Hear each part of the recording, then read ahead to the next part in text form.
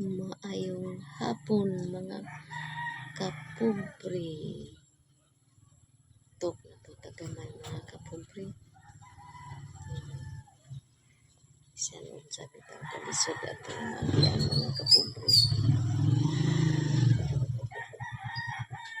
Di kita malimot pagsampit sa Ginoo mga kapobre.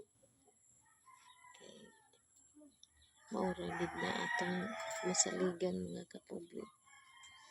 Kay karong panahon na wala na jud kay laing kasaligan mga ka-relative nimo, mga kaibigan, awa na mga kapobre. Bisag ka-relative nimo nayon kag daot mga kapobre, mao nang Ginoo lang gyud atong kadangpan mga kapobre. Siya ra gyud atong saligan sa atong kinabuhi mga kapobre. Kay sure boy pa kayo mga kapobre. Hanggang dito lang muna ako mga kapobre. Mayong hapon sa tanan.